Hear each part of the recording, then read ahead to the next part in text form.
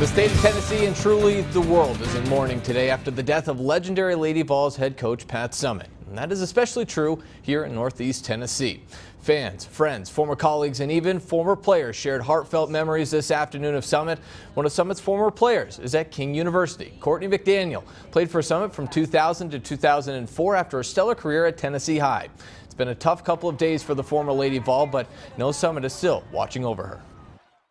No other I'd rather be coached by, mentored by, and be able to say that I've had the pleasure to be around a legend. And it's just crazy now that it's all real. Like, she's really gone. I know she's in a better place, and you know, everybody's hearts are humbled by just not seeing her suffer and not seeing the progression anymore. But it's still like, wow, I thought she was immortal, you know, like any superhero, because she is one.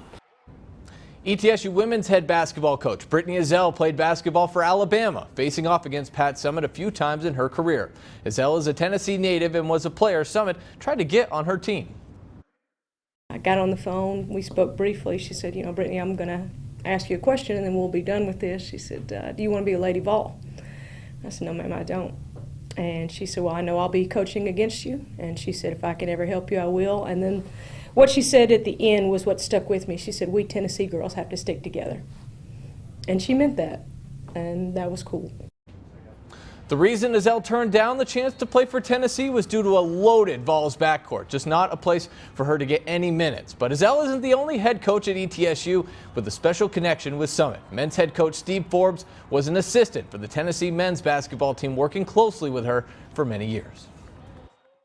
Pat's the most impressive person I've ever met in my 51 years, and I was very fortunate to work down the hallway from her for 5 years. And the thing that struck me the most about her is, as great as she was, you would have never known it. She was probably one of the most humble and most genuine people I've ever met, but yet I was always in awe of her.